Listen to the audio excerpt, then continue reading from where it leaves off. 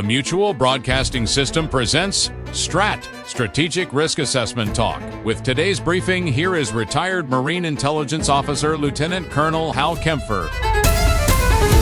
Welcome to STRAT, our Strategic Risk Assessment Talk, and I'm going to talk about something I actually intended to talk about, Russia and Ukraine, because I felt that there were things happening that just weren't getting enough attention in the news and elsewhere. You know, so much attention was going to every place else, particularly the Middle East. And when I was getting ready to do that, sure enough, Iran launched missiles at Israel, which kind of changed a lot of things. Certainly the dynamic of the current ceasefire and with Iran in the Middle East and has really shifted things around. So I'm going to kind of talk about this. In a way, I see this as very opportunistic by the Revolutionary Guard Corps. Some would say it's a little desperate by the Revolutionary Guard Corps of Iran. And so I'm going to kind of get into that, kind of unpack what that is, some of the dynamics there, why they did it, what it was. But first, I should probably talk about what happened. All right. This represents the first direct Iranian attack on Israel really since the start of the ceasefire, and it just happens to coincide with the 100th day of this conflict. I don't think that's a coincidence at all, and I think Iran is very much playing domestic U.S. politics, trying to read the tea leaves. Revolutionary Guard Corps has claimed the missiles were targeting it's an air base, I should mention, Israeli air base, Ramat David Air Base in northern Israel. And I should also mention that the attacks were aimed at northern Israel, which clearly tells me they were trying to link this series of attacks to what's happening in Lebanon, and there's reasons for that. Now, the missile launch came right after Israel's attack in the Dahid district, the outskirts, southern outskirts, I should say, of Beirut. And basically, Prime Minister Netanyahu has said that he thinks this is a direct outcome of those attacks. Now, President Trump was briefed on the incident immediately, the attacks, I should say, and he criticized Israel's strike on Beirut, and he said he would call Netanyahu and urge him not to retaliate against Iran, which puts Israel in a very difficult situation. Certainly for Netanyahu personally and politically, that Israel pretty much always responds to these things. I'm trying to recall, they did a very curtailed response once, and they hesitated for a long time, but they usually try to respond. So I'm not quite sure if that's going to go over well. And certainly within the domestic politics of Israel, it opens up Netanyahu, who's up for election in September, to a lot of criticism if he does not respond to what's just happened.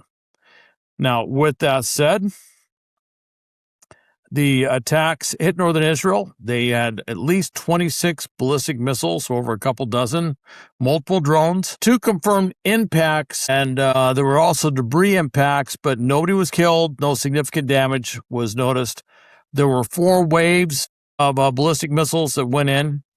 Now, prior to this, President Trump had said that Iran has about 22% of its missiles. All right. That kind of got lost in the milieu of all the discussion going on out there. But in other words, he's saying that close to 80% of Iran's original domestic or original ballistic missile force before the war started is gone.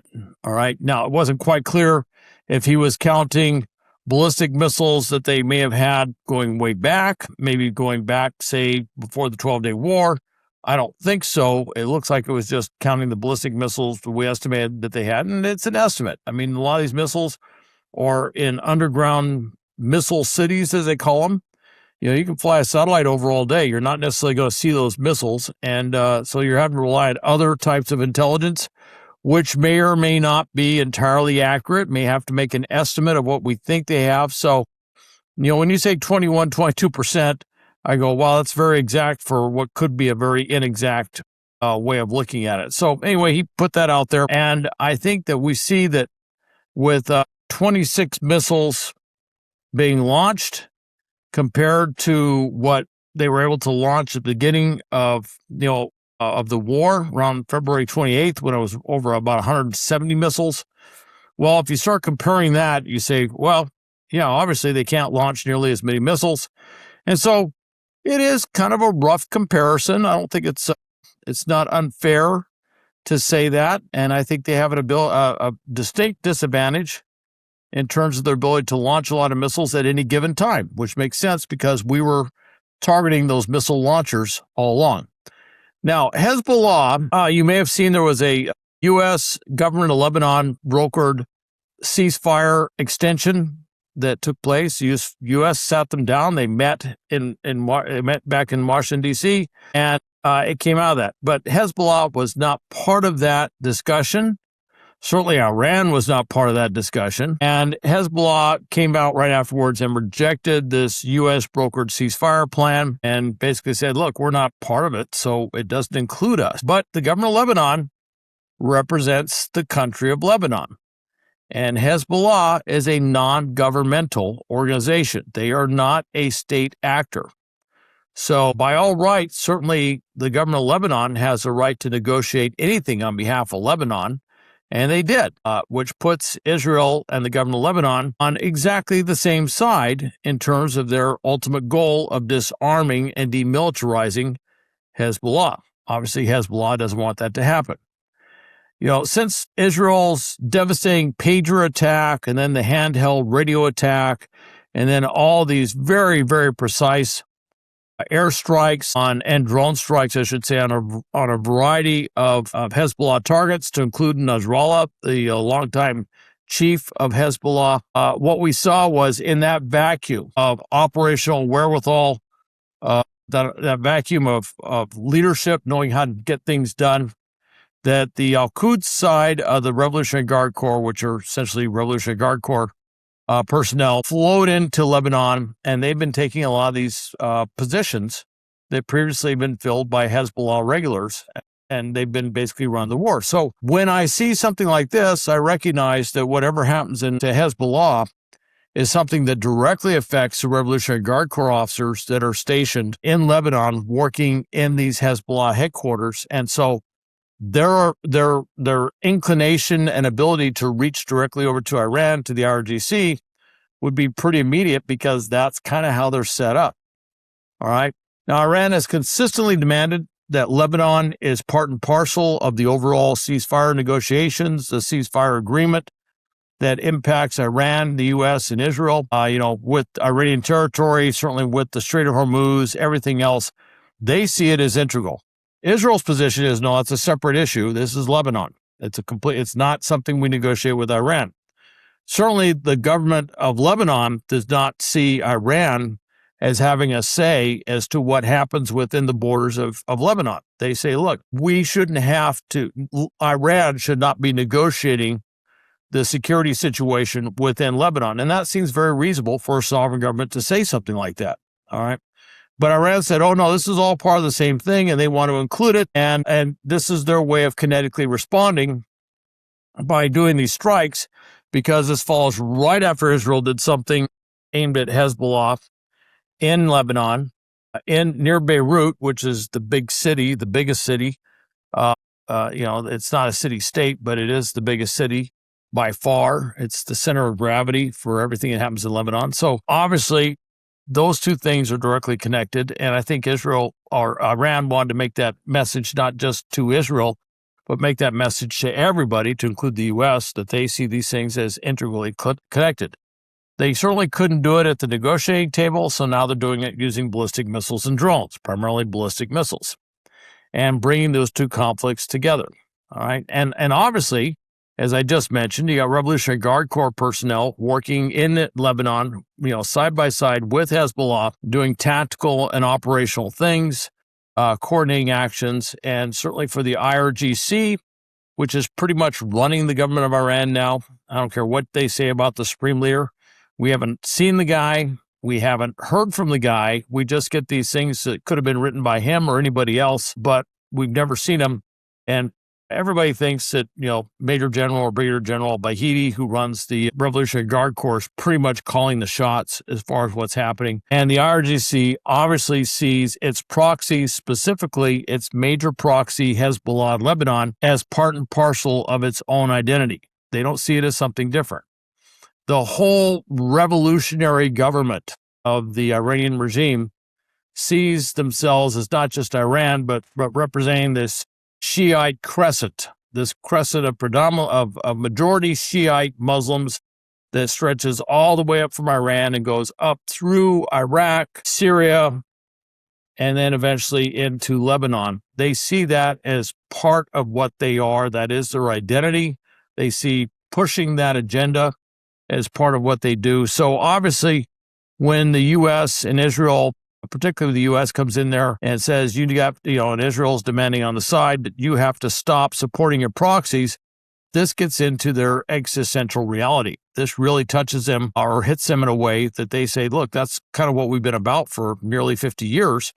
And they're having a very, very difficult time dealing with that. And I think this is kind of their way of lashing out. This is their way of responding to say, no, we're going to keep them in. Even if it destroys Iran, destroys as an economically viable nation state, I think they would go down that path just because that's who they are and that's how they're focused. That is their ideology. That's their thinking process. Iran, especially the IRGC, wants an immediate end to Western sanctions, particularly the $25 billion in frozen assets, frozen bank accounts. They want to see them get paid for that. Of course, you may recall that President Trump, when he was campaigning way back when, especially 2016, he made mention more than once about the agreement, the JCPOA, and the money that was paid to Iran. And his impression was that money went straight to pay for terrorism and other things. So obviously, he's very reluctant to do that. As far as I could tell, that's something that we are pushing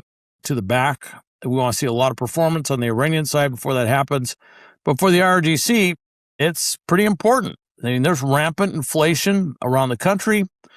The economy is in a horrible state. The price of cooking oil, for example, has increased 430%, eggs by 445%, rice by 287%, milk by 139%. In other words, nobody's making much money because the economy's not doing stuff, but the price of basic staples is going up and up and up. Iran currently has quite a bit of stored oil because they can't ship it because of our U.S. naval blockade.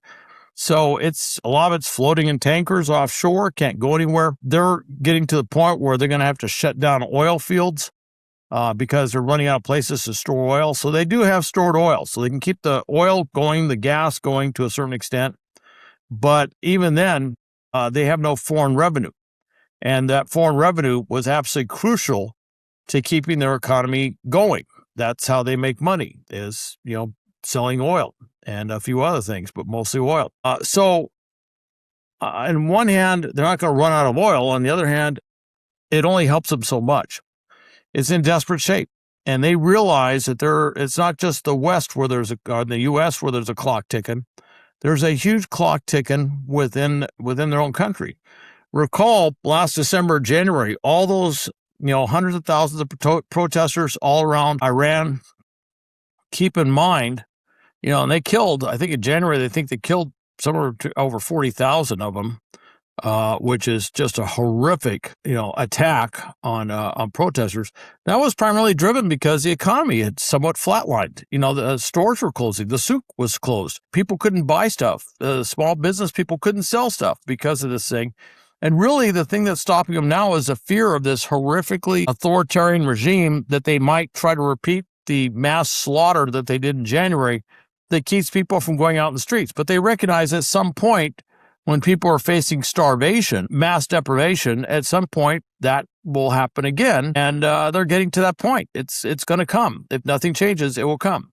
So why they attack now? Well, obviously, they see a lot of things. First off, they're feeling this pressure to do something to externalize all this internal pressure that the regime's feeling.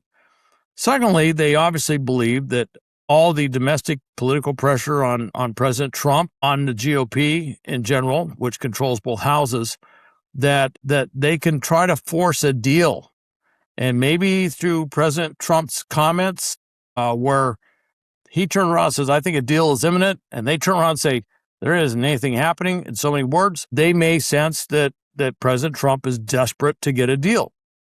All right. And that is, they wouldn't be the only ones that have been saying that. A lot of people in the media have been saying that as well. And so they feel that maybe if they do something like this, it can, speed up that getting a deal, one that they want, one that might separate out the proxies and ballistic missiles from any discussion going into this, and maybe even forestall some of the substantive discussion on that enriched uranium and whatever statement it is, and push that down. And that's the Iranian negotiating approach, is to kind of push this stuff off as long as possible, and then wear it down over the passage of time to being far less of a concession than would it be. So that is an Iranian hallmark of past negotiations, and it seems to be what they're trying to do now. So for all those reasons, I think they said, we got to do something.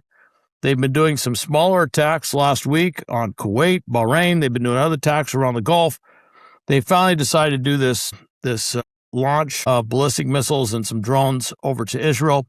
It had no kinetic effect on Israel, but nonetheless, they feel like they made a big statement, and they showed some support for Hezbollah in order to bolster their morale within Lebanon. All right.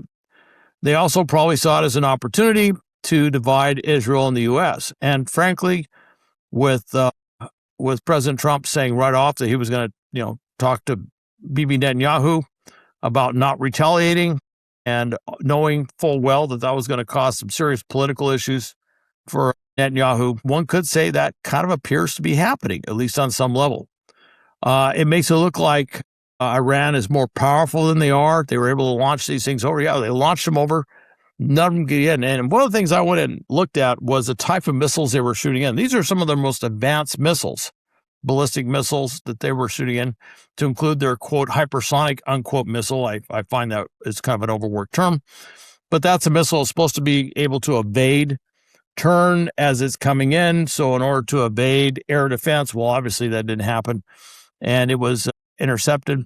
They also probably saw the House vote on the War Powers Act, and they said, okay, there's all sorts of political headwinds that President Trump is feeling, so now is a really good time to kind of do something like this to cause a schism between the U.S. and Israeli position, put pressure on the administration, and then come in and offer something that sounds probably close to what the Americans want. But if you really read the fine print, you realize that they probably didn't really concede as very much at all. All right. So, and certainly to those who are following them, and I see some of the simplistic assessment out there. Oh, the Iranians are still strong. They're this. Whoever say that is obviously not looking at their economy, obviously not looking at their military situation. I don't know what they're looking at, but Iran is in really bad shape, and their economy is getting worse and worse. I'm not sure how we will delineate that it's collapsed. I think of some of the stuff we talk about Cuba, about the Cuban economy is going to collapse midsummer. And I look at the Cuban economy now, I go, somebody's going to have to redefine for me what the word economic collapse or the term economic collapse is. When I look at the Cuban economy and they say it's coming, I go, how much worse does it get than what it is now? Now, countries like Russia and China have been trying to provide assistance. Certainly, Iran has been able to do some things where they've skirted around through the Strait of Hormuz blockade to some extent. Some of that oil is getting out, but they're running out of time. And as an economic engine goes, overall they're kind of running out of gas. Even though they have a lot of oil, they are kind of running out of gas as far as the economic engine, as long as the blockade's in place. So I think a lot of what we're looking at is a desperate move. Something to change the math, something to change the dynamic of what's going on. And so they've done this, and we'll see how it works out. But it's something we have to watch, because now that they've done this, things change a little bit. And certainly, depending on what happens in the coming days, we're going to have to make some very, very difficult decisions on whether we want to risk kinetic action. And I'll tell you who really carries the brunt of that is our Gulf allies, because if we go back to strikes, they're going to go back to being a target for Iranian missiles and drones. And they have a lot of vulnerable critical infrastructure they're very much worried about. Hey, thanks for listening to STRAT. Also, please visit stratpodcast.com. You can go to my YouTube channel, Hal Kempfer TV. Go to my website, www.gripsa.com. You can also, if you're interested in some of the longer things I do, some of these webinars, we got a 2.5-hour global threat update webinar. It's coming up on June 16th. And my Gray Zone Threats webinar is currently playing in an encore online, and both of those can be accessed by going to www.infraguardlosangeles.org, and you can take those, and hopefully I'll catch you live on the 16th. Thanks for listening to this Strat, and hopefully I will see you again during the next Strat. Strategic Risk Assessment Talk is presented by the Mutual Broadcasting System. Stay informed on the matters we discuss by visiting stratpodcast.com and other sites mentioned by Hal Kempfer. You may interact with the show through our website at stratpodcast.com or through our Facebook social media site. Thank you for joining us.